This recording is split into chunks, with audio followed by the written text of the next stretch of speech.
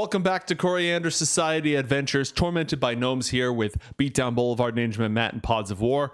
When we last left our heroes, John Carmichael stood on the side of the Essex Hotel on the 16th floor above the windy streets of Northport, preparing to follow one, possibly more Zorbots in pursuit of his friend Charlie and his assistant Ben, who have gone missing under mysterious circumstances. And just as he was about to start making his way down, he rolled an acrobatics check, got a natural 1, and Beatdown and Pods. What's going on with you guys at your party? How are things? We're turned as fuck right now. Last I checked.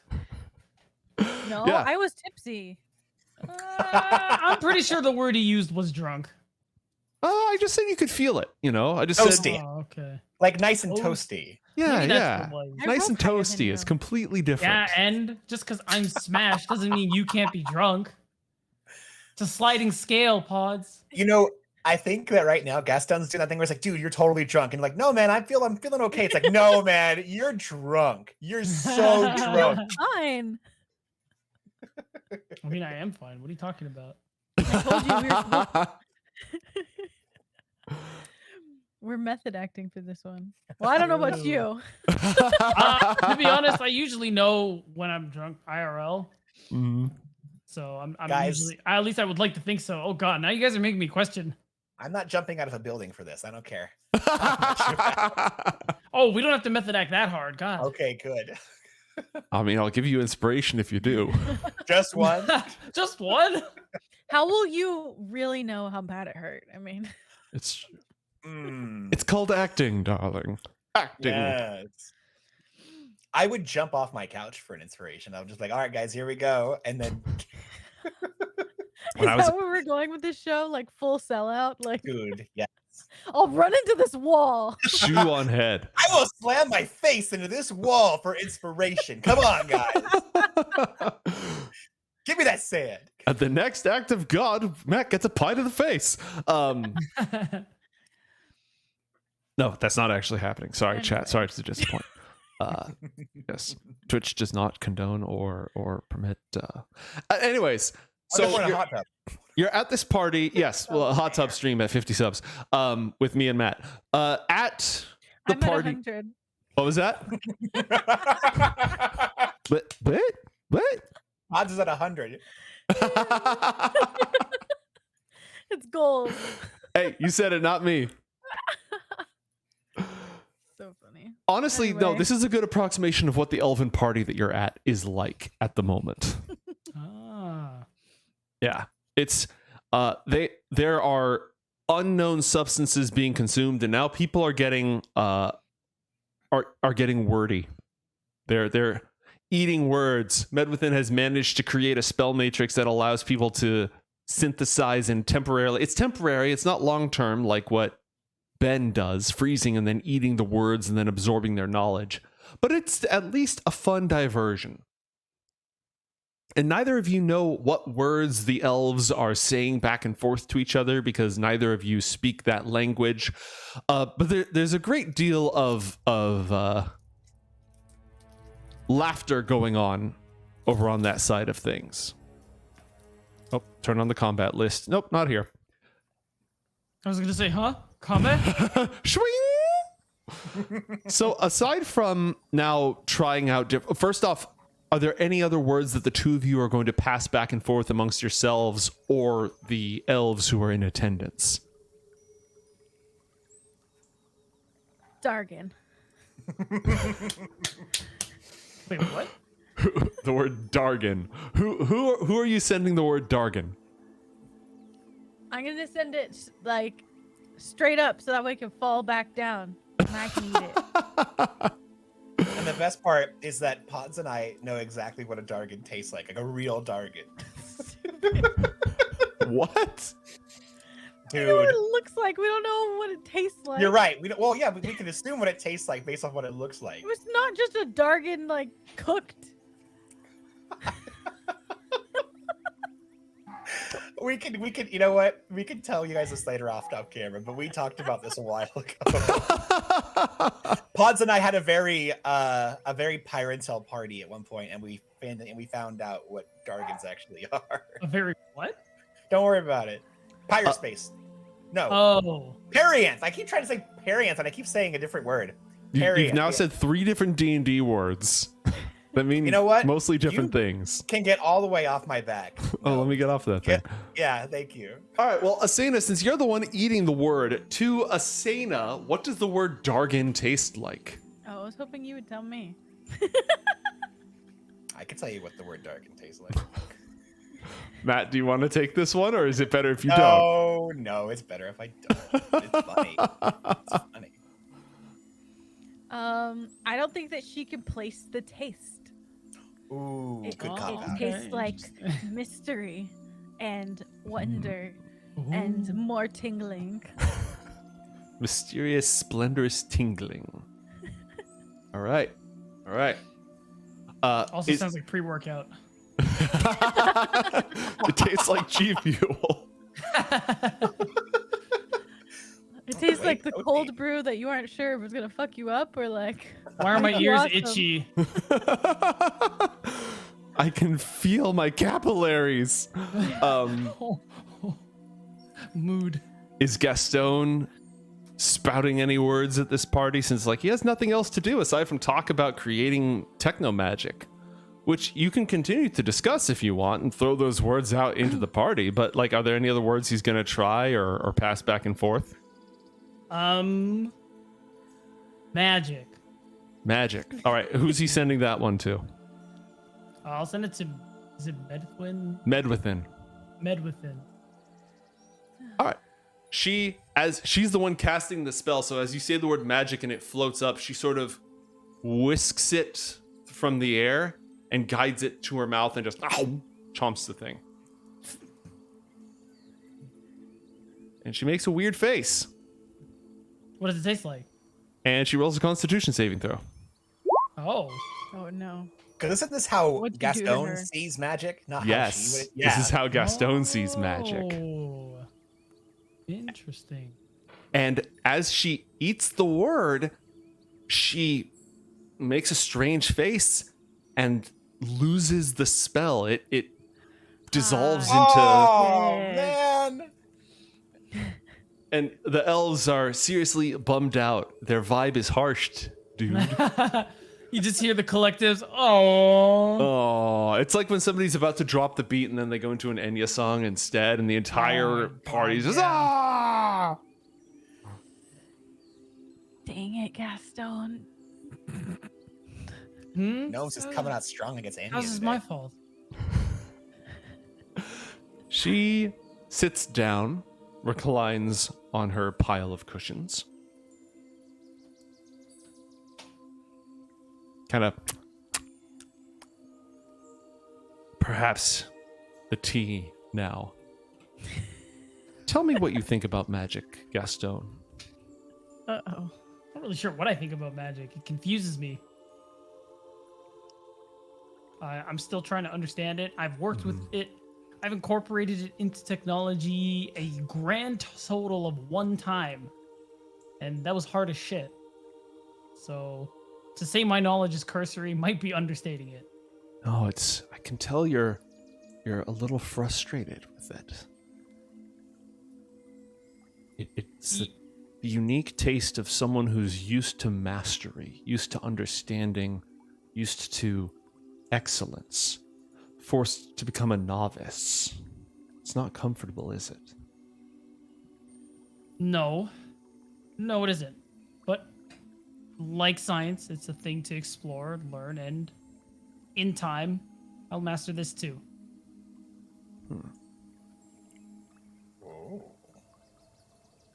All right, she takes that into account. And you can see a elven attendant bringing a beautiful tea kettle around to one person in the room after another. And they've got these gorgeous, they're almost like gravy boats, the shape of these bowls. They're not really saucers. There's these elliptical vessels. And the elf pours the tea. The guest lifts the tea up, takes a deep breath, and then pours the tea out onto the garden floor. And they go on to the next participant at the party and does the same. Pours the tea, takes a deep breath of the steam, dumps it out on the ground. And the attendant is making their way around the circle and starting with Asena.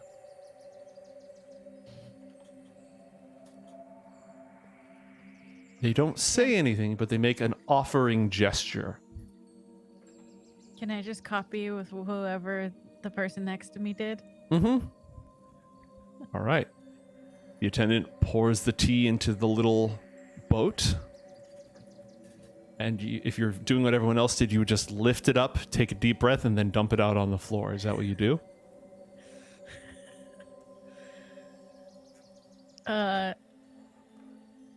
She's about to dump it. Mm-hmm. And then she looks, oh my god. She looks at Men Within and just says, am I supposed to do this? She nods. And then I'll just dump it. Okay. Splash. Medwithin follows suit, takes a deep breath, just letting it really get up into the letting all the steam get up into the sinuses, And then delicately empties it out into the garden patch behind her. Gastone, the tea is now being served. Do you partake? I do. All right. It's poured out in front of you into the bowl, and Adthea goes to take hers, and then Mireth puts a hand on Adthea's wrist gently. And Adthea sort of shrugs and declines. That's when the world begins to melt away. Hello, darkness, my old friend. Meanwhile, speaking of darkness, my old friend, John Carmichael just rolled a natural one while trying to there it is. descend a 16-foot building. Walk me through this. What happens? It's windy. There's all these gouges in the wall you're trying to follow. What's going on, sport? So, so here's the thing. John peers over, kind of does one of these, like, okay, we can do this. And as he's beginning to pick his way down the side of this, building, his trench coat had gotten stuck with all the glass and everything getting broken apart inside the windowsill. His coat catches, and as he is turning and picking his way down, his coat ends up like almost dragging him off of himself, and his foot slips, and John's trench coat is left behind as he begins tumbling down the side of the building. And in a state of panic, he reaches out, grabbing for the wall, and as he's descending 1, 2, 3 stories, I'm assuming at this point probably blowing past the Zorbot, he grabs one of the lips of the side of the building, and with all of his might is attempting to try to swing himself into one of the windows, but he realizes he doesn't actually have the strength to be able to go against the momentum of his fall. And so instead, as part of his maneuver, he presses one hand into the building, the other one, he grabs his forearm, and John Carmichael activates one of his spell rot tattoos. He uses the ghost step tattoo to make himself imperceivable to the world around him, and he becomes incorporeal and just whoop, goes right past one of the walls and into the building once more. Are you perceived? You're incorporeal. You pass through things. Can people see you? They can see John. He's not invisible. He's incorporeal. So they see they see a ghost. A ghost just start falling floor after floor after floor. Ah! And he's just tumbling through this building. And as soon as he's approaching the ground, he plans to make himself corporeal again once he's not going to be dying. Okay, so this lasts for one round, right? It lasts until the end of his turn, yes. Oh my gosh, until the end of your next turn. Okay, the end of your next turn, which means that you can start like floating upwards to arrest the momentum, right? Oh, good. Okay, if that's what I can do, then yes. Because otherwise you were going to respawn like somewhere down in the sewer system in the middle of the pipes, get ejected, and like, congratulations, you're underground now. So because I would assume when he's incorporeal, is he affected by previous like momentums and such? How would that work once he goes? I'd say you're still affected by previous momentum, but you can work against it immediately because you can control your motion mentally, right? So it's like you still have that momentum, but you can just start air braking effectively. Well, I rolled a natural 1, so it's going to go as poorly as you say it goes, which is why I was thinking instead of being able to try to catch up to this thing, John salvages it and ends up somewhere in the hotel. He's able to arrest his momentum, and he just basically flops down and just lands either like in someone's bed, on the floor, or crashes through like the ceiling, like onto someone's radio or something. But he just ends up in one of the random rooms on one of the floors beneath his office. Okay. I think we're gonna make this a little fun. Okay.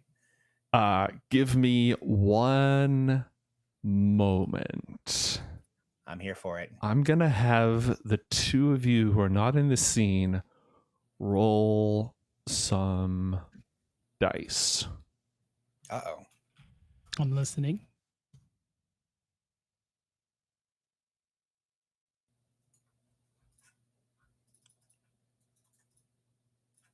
Let's see. Gastone, roll 2d6.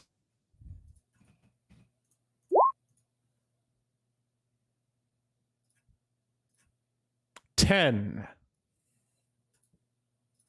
Okay. And roll 1d6. What's how you doing to me? I don't know.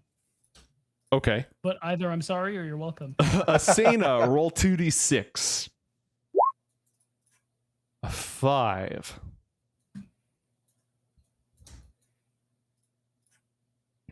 I don't know what's happening. Okay. And roll John, roll 2d6, please. Okay. A 7. 7. Lucky number 7. Okay.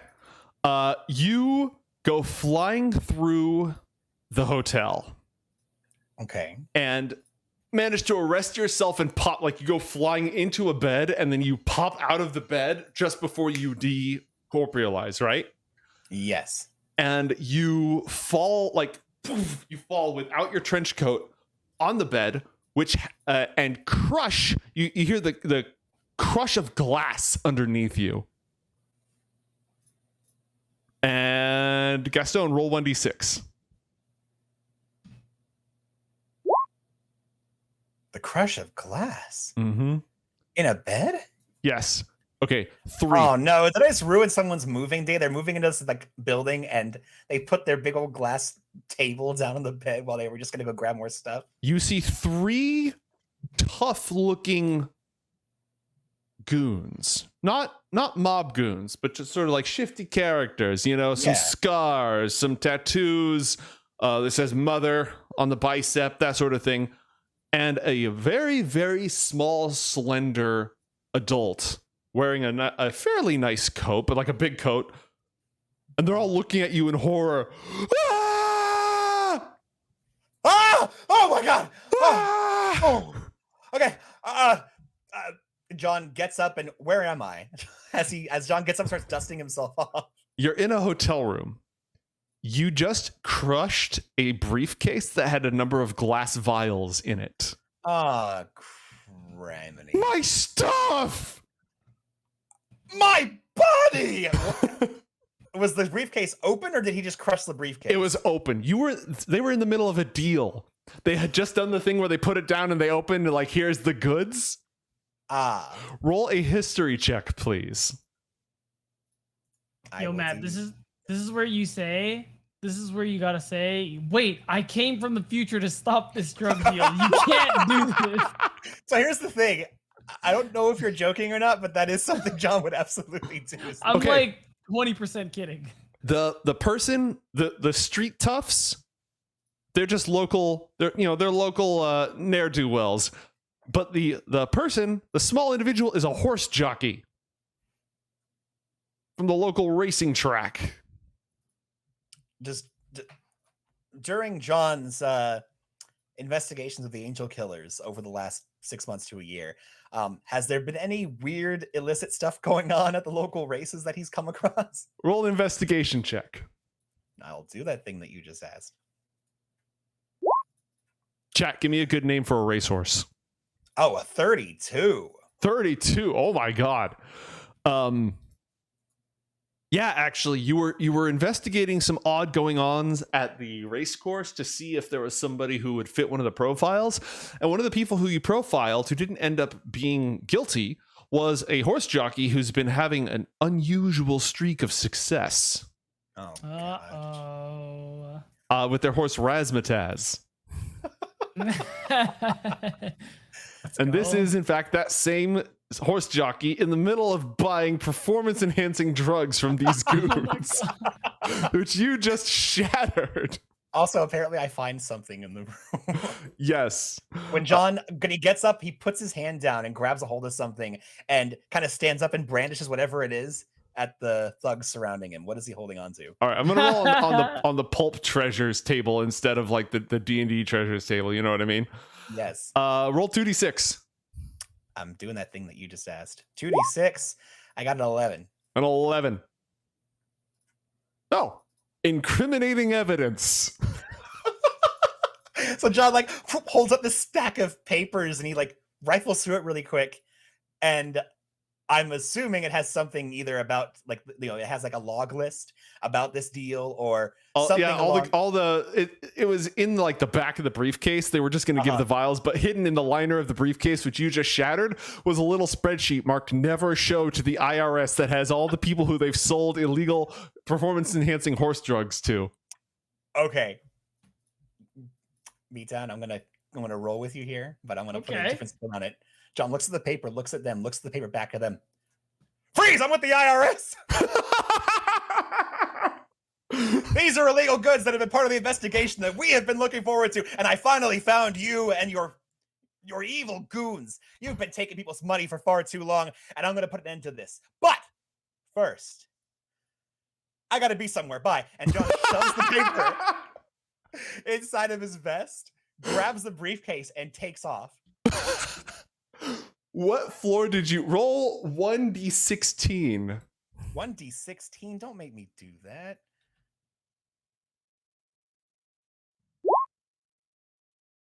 Did it work?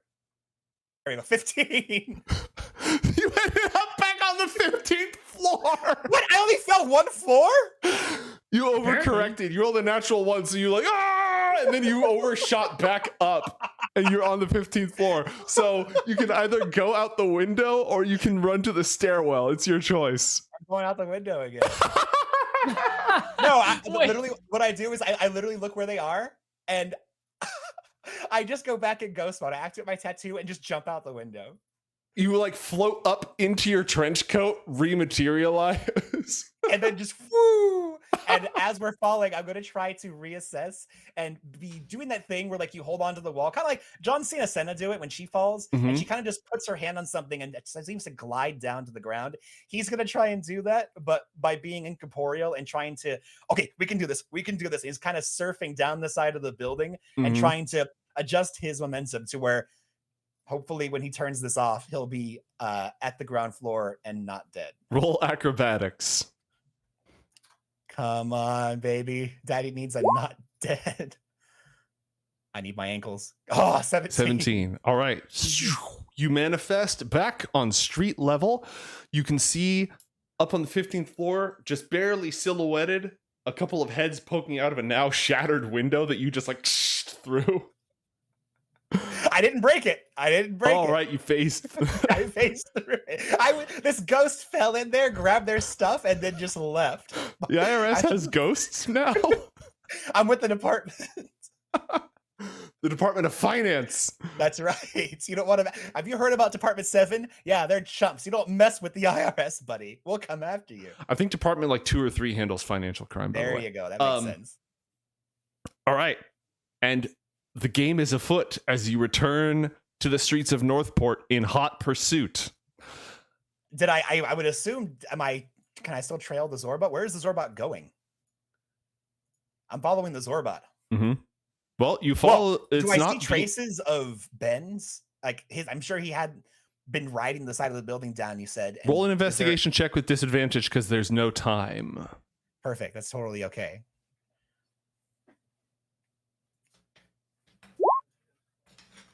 That would be a 15. And did you add the incriminating evidence to your character sheet? I did now. All right, excellent. You think you see signs of big Zorbots tearing their way through the city.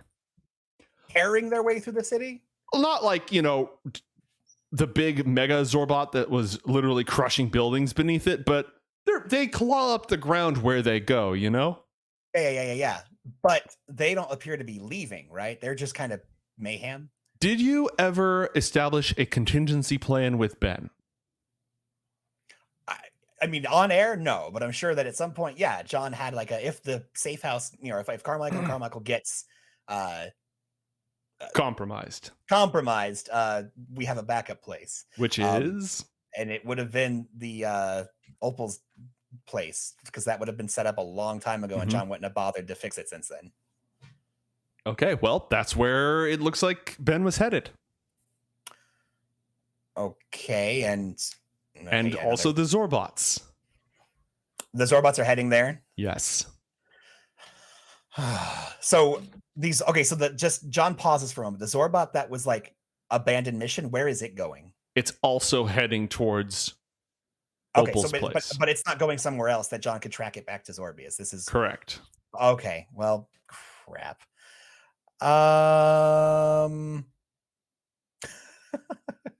Okay, so if I'm on floor 16, I should be about 160-ish feet away from Indogalad and party, right? Mm-hmm. All right. John he needs to get up 40 feet somehow. How can he do that quickly? Need a grappling hook. John, I don't have the briefcase. No way I do. Why wouldn't I have the briefcase? I should have the briefcase. I don't not have the briefcase. I didn't say I took that off. I lost but then I got my jacket back, so I have everything. Mm-hmm. Okay. Yeah, John takes I should have asked Gastone for a grappling gun. That would have been really nice. Hindsight's 2020.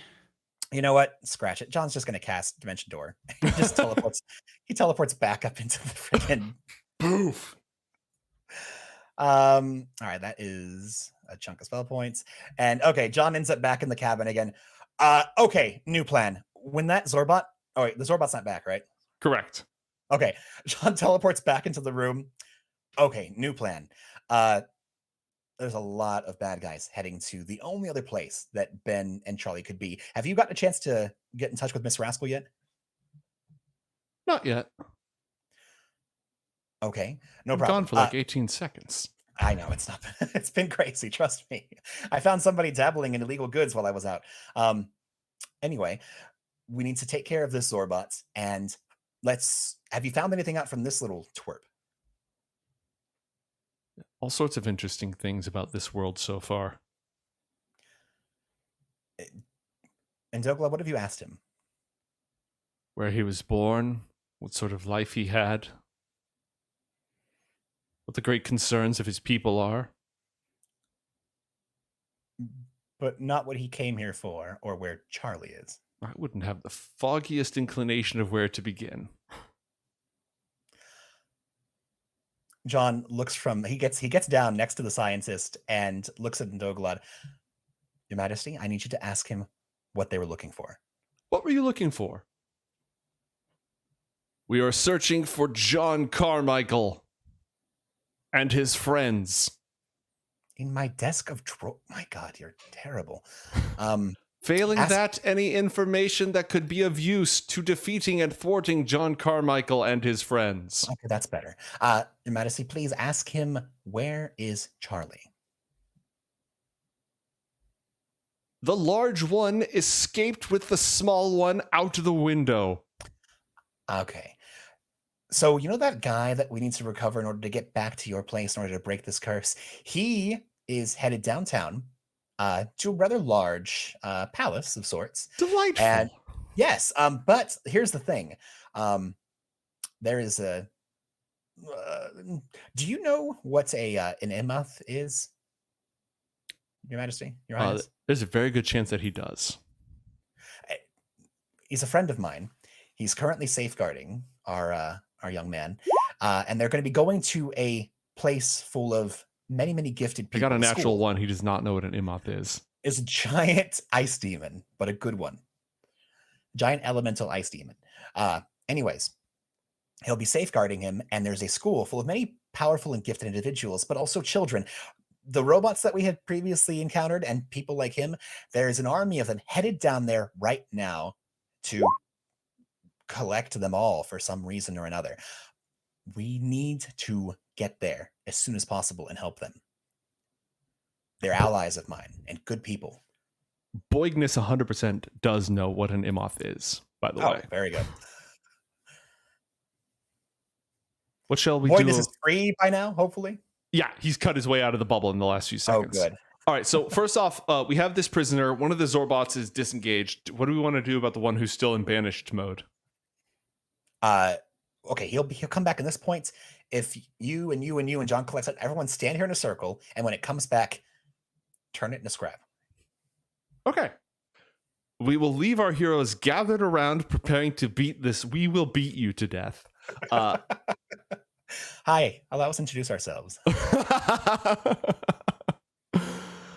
Meanwhile, at the Elven Court of Perianth, the world melts, and you are entranced with visions of profound beauty. Colors swirl and dance and have a life of their own, telling stories, playing music before your very eyes as your minds transcend the mortal realm. It is dank.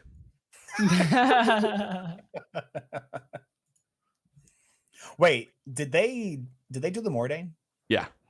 Oh, yeah, it dank. You guys remember that tea that you were asking John about, the really good tea? Oh, you gotta be kidding me. I'm not. That's why John didn't want to share the good stuff. John's I don't gonna know. be so jealous that Asena took it from the elves. John will be glad to hear that you're okay afterwards if you are. Yep. That stuff does stuff to you. Mm-hmm. So as his unconscious and conscious mind and subconscious mind all become one, is there anything Gastone would perceive or that would be on his mind? Anything that would leap to mind before I throw stuff at him? Nothing in particular. Okay. You see the molecular and atomic movement of all the biochemical processes going on in this room, all just illustrated and larger than life appearing before you. It's fantabulous. And you're effectively incapacitated. Is anything in particular on Asena's mind? I don't think so.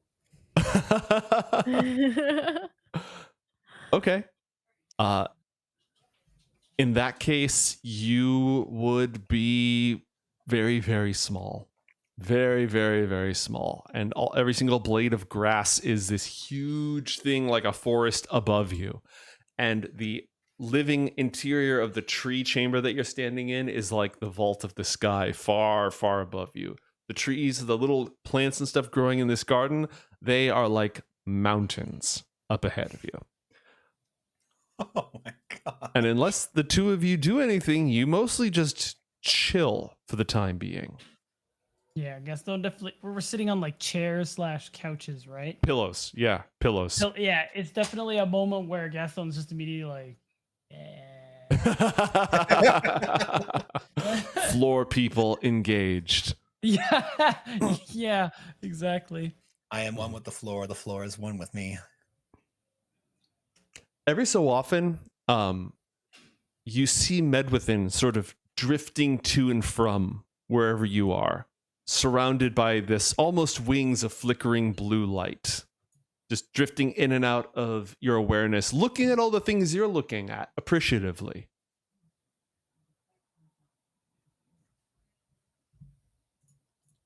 and then moving on from there. At one point, she appears to both of you at the same time, and the things that the two of you are seeing begin to merge. Asena, you can see little buzzing and spinning in every single piece of living matter, even the air around you. You can see the atoms twirling in their orbits. And Gastone, you can see the entire room around you absolutely enormous, cavernous, yourself shrunk down to like 1.5 inches in height. The pixies floating over your heads, their wings beat slowly and with the wingspan of a massive eagle. They're like enormous lunar moths floating above you in slow motion.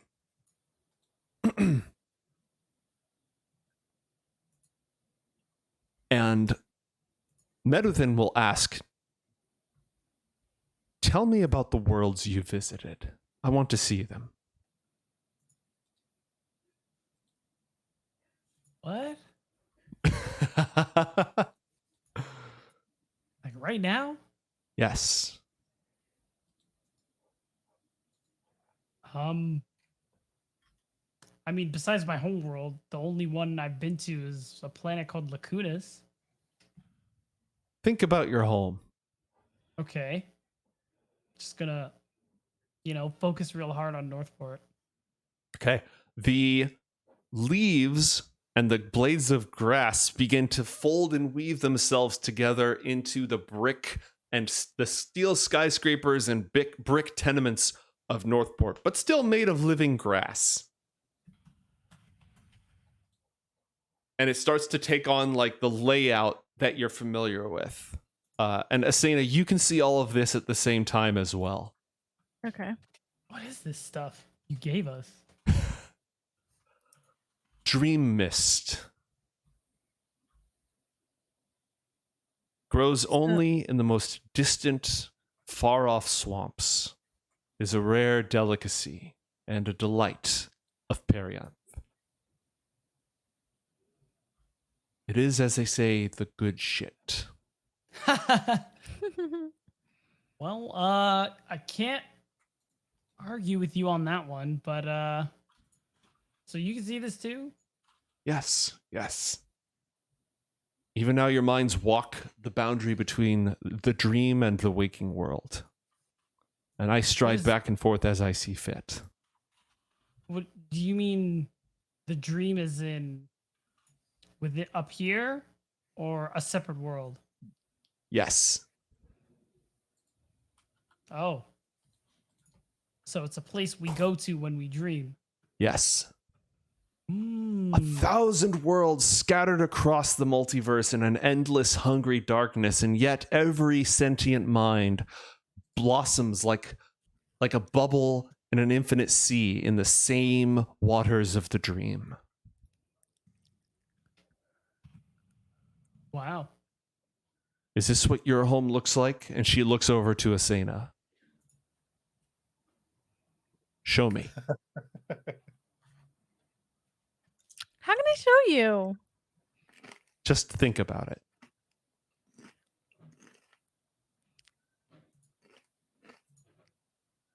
This is one of the moments where like Asena is put on the spot to think, and there's just like no thoughts. So she's just like gonna think of a rock. Head empty, rock in place. Asena turns into a rock. Wait, like the rock? No, like a rock, like a piece of stone, not like a giant elephant eating bird. Matt, she wasn't thinking about that. Asena, what does it feel like to be a rock? Oh, do I notice I'm a rock? Yes, you notice that you are a rock. Oh, it's cold. Hmm. But her brain's kind of the same.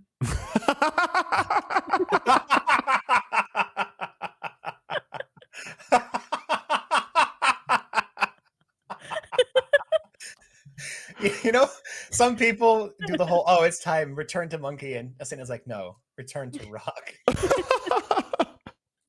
We must become one with the earth. And I took that literally. It's a good thing John isn't here. This would turn into a Ford commercial. Or is it Chevy? I forget. Who has that song? Rock, Yeah. like a rock. I think that's Chevy. Because Ford tough. Mm-hmm. Time to go look it up. All right. Medwithin stares at the rock. Gastone, Asena is a rock. What do you do? Wait, you said Medwithin is also a rock? No, Medwithin is looking at Asena, who is now a rock. Oh. What do I do? Can I imagine anything? Yeah. Huh. I'm gonna imagine a helmet. Not a helmet, like almost like a circlet. Like the thing Asena uses to talk to the dead. That's like a big Lich King crown. Okay, no, I take it back completely. It looks nothing like that. It's gonna be You thought I wore a helmet? not quite a helmet, but I didn't think it was that either. You know, it was Yeah. some middle ground that we're not gonna explore. You guys ever watched The Dragon Prince? Yes. Very yeah. yeah. Okay, cool. You know the king, yeah, the crown, the really simple looking Mhm. crown, yeah, something like that. Okay, awesome. What materials is it made out of? Metals. Okay, is it? Gun metals? The metals you can eat. This is metals you can eat. But yeah, it's made of metals. And lets me talk to people. It lets me do the thing Asena does to people. Where you can communicate with them mentally? Yes. Okay. Roll a charisma check. Just a charisma check.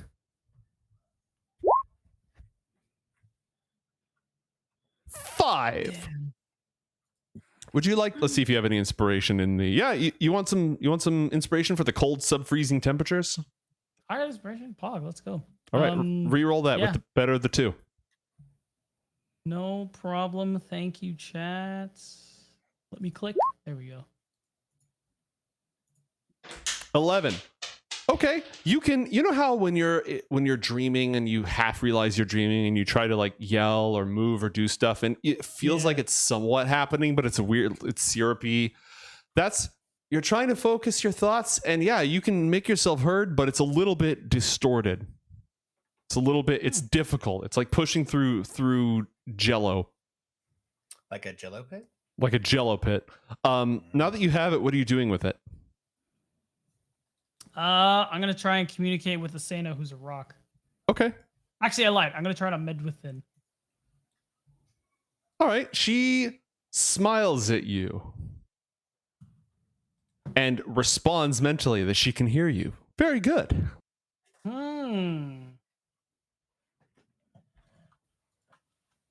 Is there a way I can go to this place without sleeping? I asked this mentally.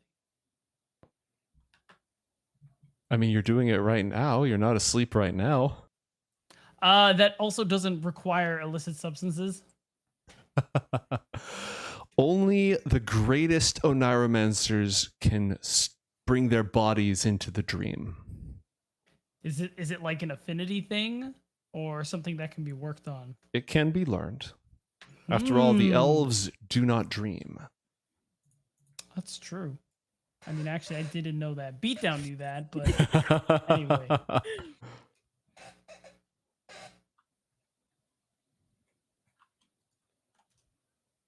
I've begun to teach John the earliest pieces of the art. It's a lifelong endeavor, but the basics can be instilled. Care to take on a second student? Care to stick around? Maybe? We'll have to work that out when I'm not high as shit. Yes.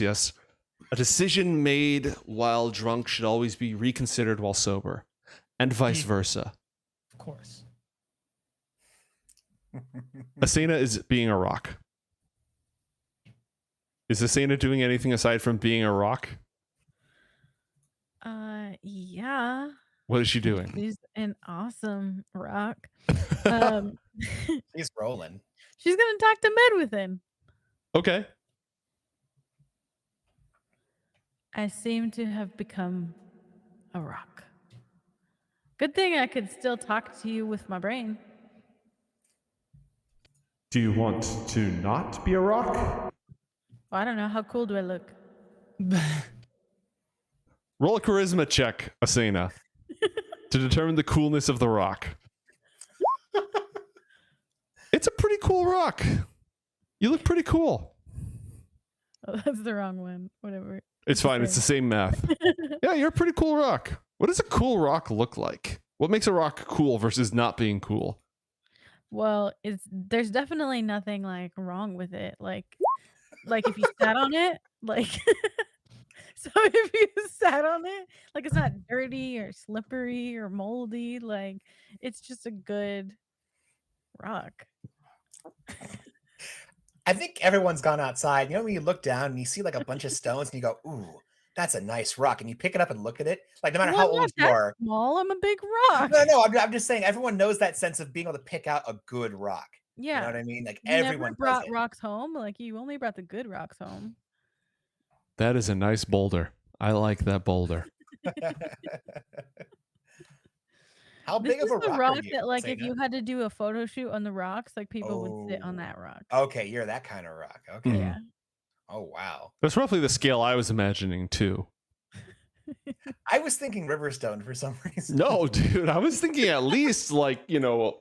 Calling her like she was looking at leaves and stuff. I was like, oh, yeah, that would make sense. So she, like, sunk down into the earth and became I mean, she could be a Riverstone, but she'd be a Riverstone from this, you know, humans are tiny and the Riverstone is massive size. Absolutely.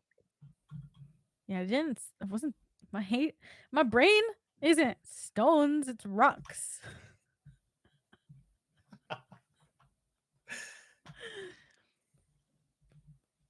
Your brain might be a little stones. Hey. Oh my God, you guys, this ain't a stoned. This is ridiculous. Should I say a rock? Wait, how am I supposed to not be a rock? I thought this was forever. No, you can stop being a rock, but if you're enjoying being a rock, then continue by all means to be a rock. You said I looked pretty cool, so I'm gonna give it a couple more minutes. Enjoy. How long is a minute? Time is a construct. And its name is Anachronous. All right. Gastone has created a headband of telepathy. Asena is a rock. And John Carmichael, thousands of miles away, is in hot pursuit, making his way as fast as possible towards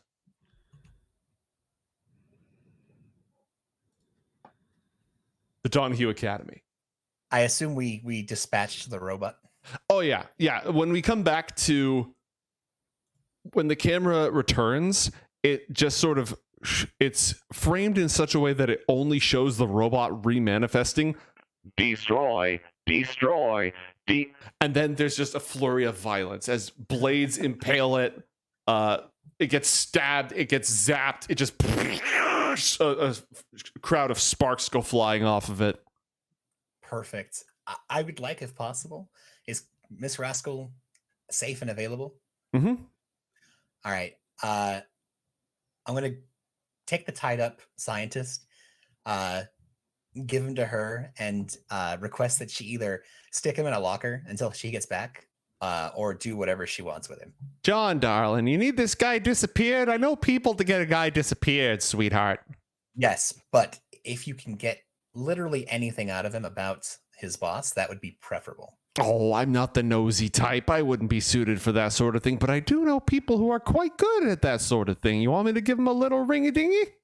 Absolutely. Ring-a-ding-ding. Okay. She goes to her phone. She opens a drawer. She opens a secret thing inside the drawer. She pulls out a black book, flips through it, and then makes a phone call. I'm going to leave him in your capable hands, Miss Rascal. There's a bit of a mess upstairs. Please just ignore it until I have time to sort it out. Alrighty, just make sure that, you know, if there's going to be an extra bit in the rent this month or anything like that, any sort of damages, you keep me in the loop. All right, sweetheart? I'll have it covered. Absolutely. Okay. Rental agreement does not cover robots, just to let you know. Yeah, it's understandable. Have a nice day. All right, excellent. Be good out there, John. Oh, I always am. And he gives her a little wink as he tips his invisible hat, or non-existent hat, and heads out the door. Okay, we should probably get a cab, unless one of you can summon an airship.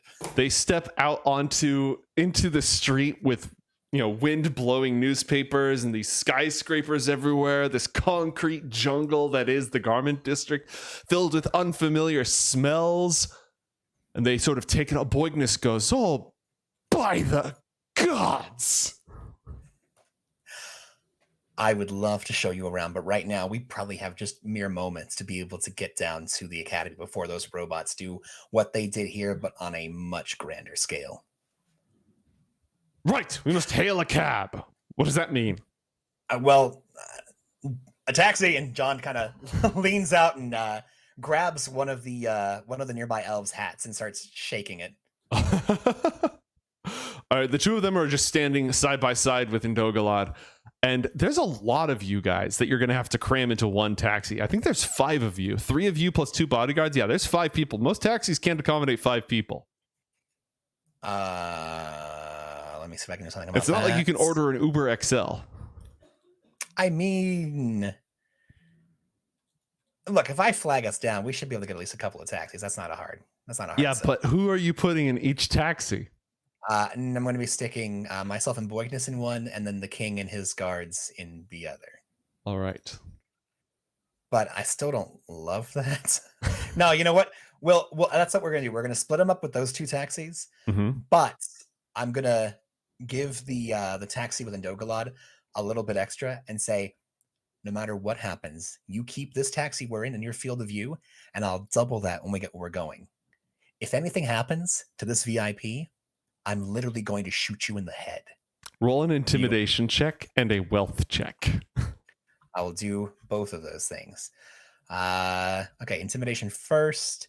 Oh, and by the way, mate, I'm popping my intimidating presence, the second one for the day. So please have him make a DC 14 check against my fear effect. Okay. A natural 1. Do I need to bother rolling at this point? No. Okay. As you loom over this cabbie, he looks up into your eyes and just shadows reflect of the last cab drive that he took. Why is it always this neighborhood? Why do these things always happen to him? No way. If he keeps coming home with these stories, his husband is not going to believe him this time. But he gets so much money from these long fares and these double payments. He's going to go home to his family and like, what are you doing? Buying us a house in another city with all this cab money. We're leaving. He doesn't even respond. He just takes the money and like. Okay, Joe, this is Joe, great. if you really wanted to be a bastard, like way later in the campaign, he's about to retire on his last day. Something terrible happens. Noted. Just throwing that out there. Don't do that. Don't give him these ideas. I feel like he needs them. All right. But anyways, we know that he's a very proficient cabbie, so this will be great. Hopefully. Yes, he's the best at what he does. And yeah, we're making a beeline. I would say as safely as possible, but we're mostly just making a beeline and avoiding robots en route. Okay. So are you instructing your cabbie? All right, get us to the Donahue Academy and don't run into any robots. Robots? Correct. What the? Exactly. All right. You are driving through the beautiful manicured streets of, Greenvine. It's the nice thing about the Essex Hotel is that it's practically a straight shot.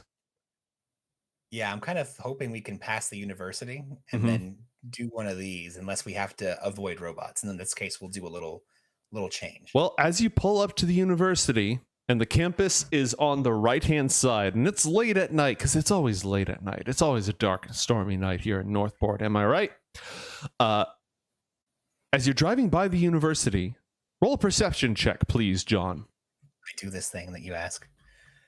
Perception, wabamo. That would be a 16. Oh, 27. 27. Wow. Hot Hello. diggity damn. Mm-hmm. Okay. John's keeping an eagle eye out, Mhm. peering into the darkness. Each dorm and each building of the University of Northport goes by, whoosh, whoosh.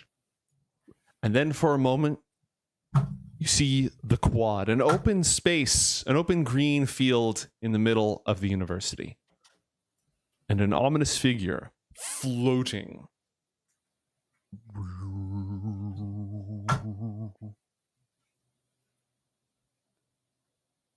Do I recognize this ominous floating Yes, green figure? it's bulky, it's mechanical.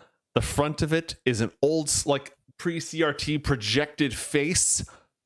It is a remote operated suit belonging to Doctor Xorbius Brandt. Mate, I have a question. Mm-hmm. It wouldn't take long to drive down to where we are here, would it? No, let's say that you average 25 miles an hour. What was that, 2,500 feet? It would take you like 2 to 4 minutes. Okay. Hopefully we're driving a little. It's nighttime, right? Mm-hmm. Yeah, I want this guy to go fast. Okay. Asena, roll 1d20. Okay. How fast can we get him? 16.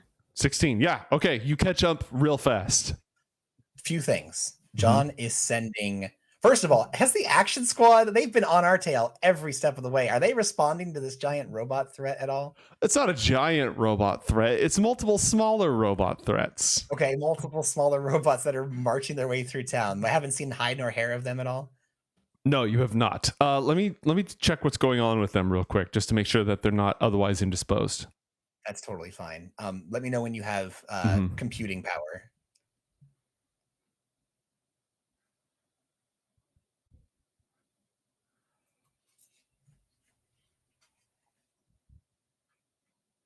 Oh, well, they were supposed to have this whole plot line where the column jumped them, but that's gone. Why? Because the column's gone. All right, what's up with firepower? Yeah, the action squad. Roll 1d20, Gastone.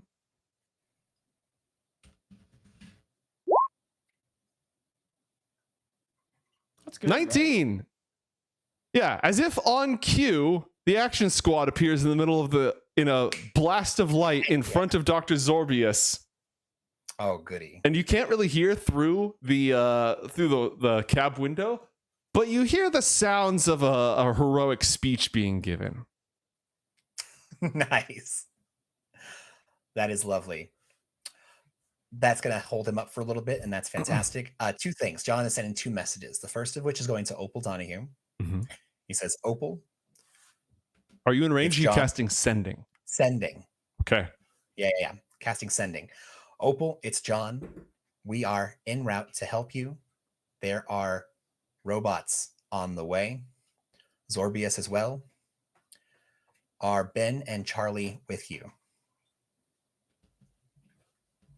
I will alert the school. No, they are not with me. I have not seen them. Okay. The second one's going to oh gosh, I can't remember his name. Everett? Department head. No. Oh, McCarthy. Hank McCarthy.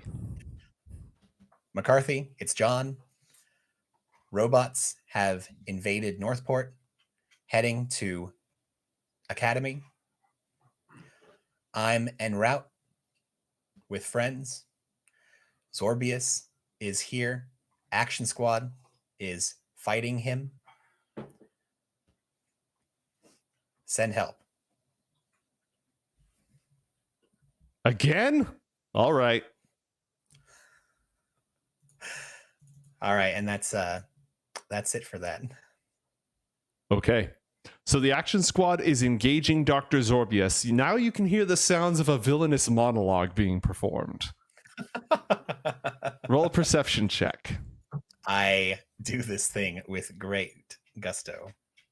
How far away am I, by the way? You're a couple blocks away. So you guys are like, you were taking this street. It's like 100 feet away, 200 feet away. Oh, goody. Yeah, you can hear, and if you have the cabbie turn, the cabbie can turn into the quad if you want. No, that's fine. It's 100 feet away. That's fine. Yeah, something about it's a pity we were working against each other. We're not so different. You and I, join me. We can rule Northport together. Dramatic never. John sends Xorbius a message. Mm-hmm. If these action idiots don't kill you, I'm going to. Watch out. Insignificant fool! You will perish before the might of Dr. Xorbius Brandt! My inevitable victory will be complete. At some point, he runs out of his 25 words, and the message just ends. And beyond that, we're just making our way downtown. Wait, this is like in his head, right? Too. So I can just imagine him like scowling, just and everyone around him is looking at him like. John's like, God, this guy's a broken record. What's great is that Xorbius isn't here because this is another one of his remote operated suits. So your spell reached him wherever the hell he is on the planet. Is that a way? Can you track people by doing that? Is that a thing? With enough time and resources, yes. Maybe that's a thing. A device I should make. Yeah, it's an incredible idea. Ooh, piggyback on the signal. I like it. Yeah, I'm actually writing that down. Actually, hey, mate. Mm-hmm. You said I was about 100-ish feet away, right? Mm-hmm. Oh my goodness. Wait. I might have something else. Poignus is looking out the window like, what's going on over there? Oh, John, we can't just drive by. Look at this. John's like, yeah, we can't. You're right. Cabbie, real quick. Get me within a block. The cabbie peels out and starts driving in that direction. Okay, once John is... Oh, wait, no. John just says, pull me a little closer because it has I forgot it has an AoE. Okay. Once he gets them just an inch, like just a few feet closer, John sends a pulse out. A technomage EMP pulse? Yeah, exactly. He's going to EMP the stupid robot. And it'll cease to function for 1 minute. If it's a construct, it gets a saving throw. So, okay. What type of saving throw is it? It'll be a DC 17 Constitution saving throw because it's not a spell. So, I don't think it gets a bonus from my spellcraft. All right. Let's see which of these would be most applicable here. Oh, this one, I think.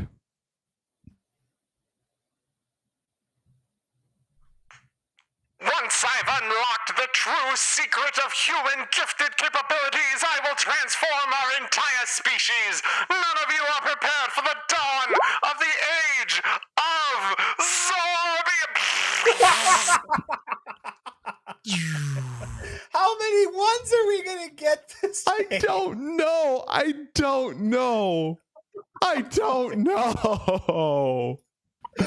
Oh my goodness. And so you just kind of like drive, roll down the window, make a little tech mage gesture, and his floating, it's like a diving suit. It's like a floating diving suit, right? With with an old timey TV screen on the front, and just and it drops like a rock. And the action squad is going to take credit for this one. There's this brief moment of quiet, and then they all strike a victory pose together. Yeah, they do. Once again, good triumphs over evil. Action squad, go! John shouts out at them, you guys head over to the mansion again. Roll a performance check, John. Performance? Okay. Yeah. Boop, boop, boop, boop. Oh. 16. They hear you. 16. They hear you. Okay. There's more robots. Mansion. As soon as you. Danger calls! Action team, away! Shoo, and they start running off towards the mansion. Okay. Boy, And, when you turn around in your seat, Boigness is like,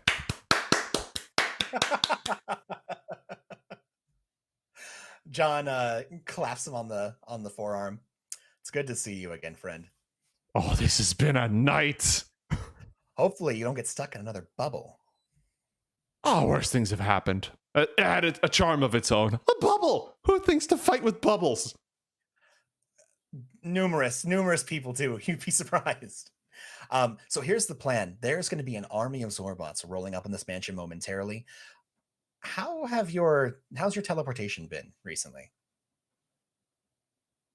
Do you mean extemporaneously or portal hacking?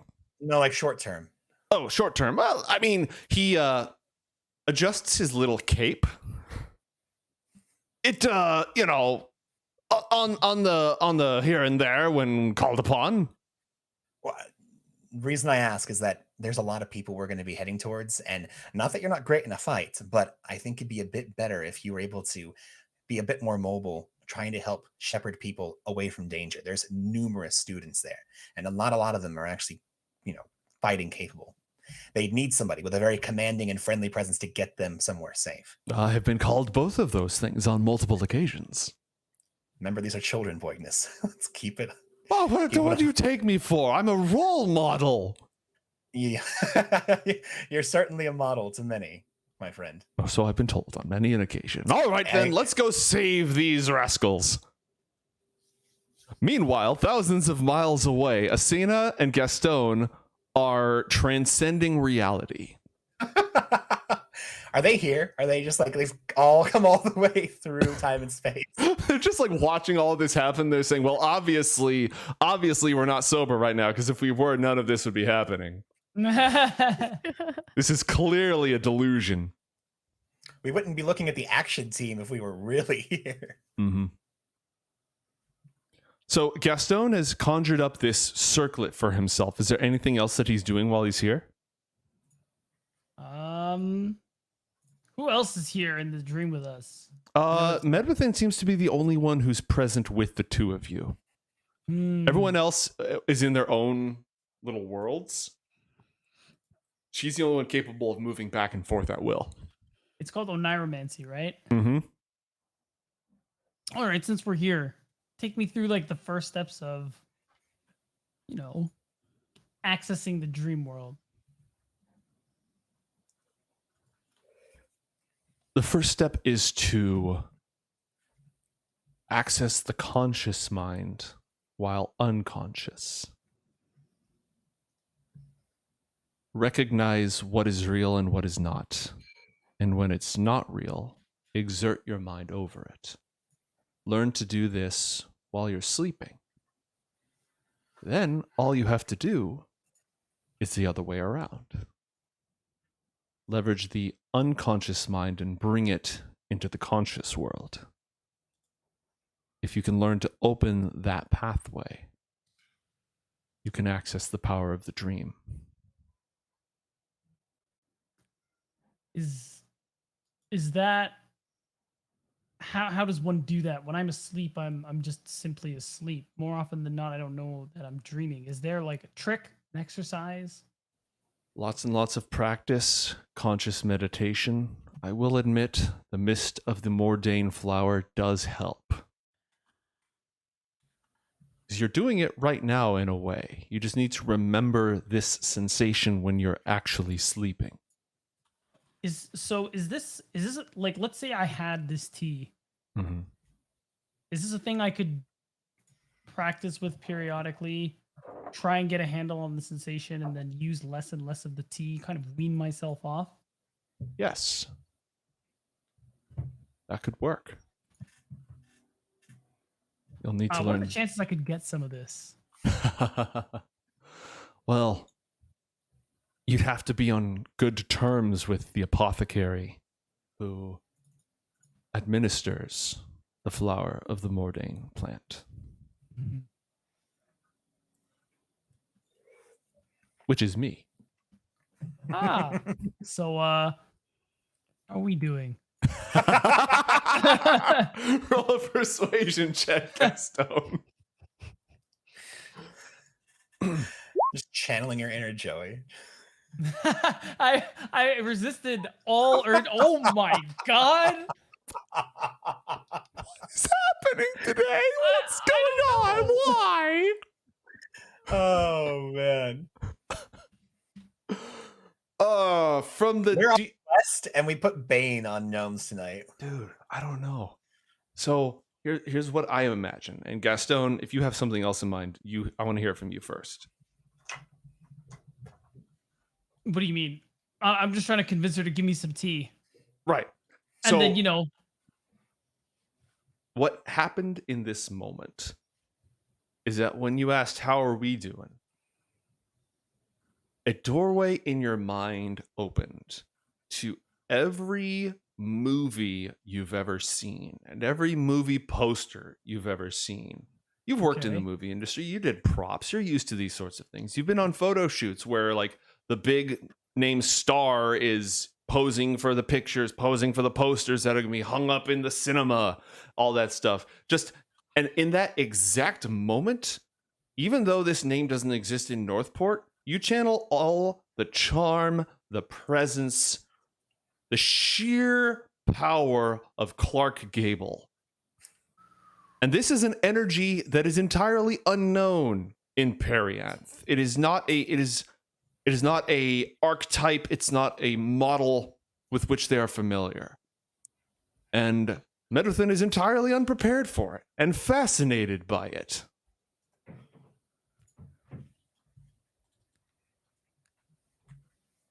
And you take her aback for a moment.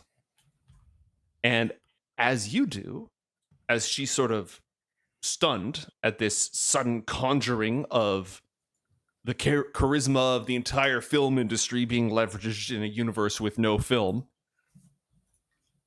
the veil of her mind rolls back.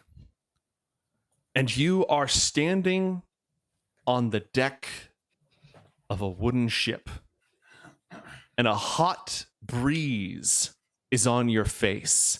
And the cool moisture of the autumn air of Perianth and the dew clinging to the inside of this chamber is gone, withered away by the heat of a sun that is far too close. And the sweet softness of the cushions all around you is replaced by the blasting grit of a sandstorm that whirls all around the deck of this ship. And there is no water beneath you, only empty air for hundreds and hundreds of feet as this ship sails through the skies, through this sandstorm, buffeted on all sides. And in the darkness and the swirling debris all around you, lightning arcs back and forth. And a terrible roar makes the very boards of the ship creak. Medwithin stands there, and in your mind, you know this is not her now. This is her in her memories. In all of her veils and all of her silver garb of mystery that she wears about her, you see fright in her gray eyes.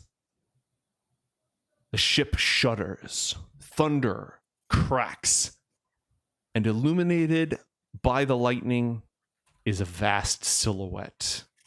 Its wings stretch wider than the ship from side to side. Its claws reach forward.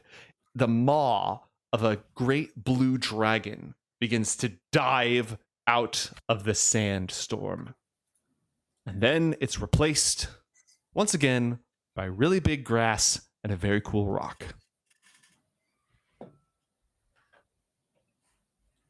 And now we're just back to standing there, right? Mm-hmm. So I'm gonna walk up and almost like pat the shoulder kind of thing. Like, what happened to you? What was that? She wavers. She stammers. And then she admits, that was Haura.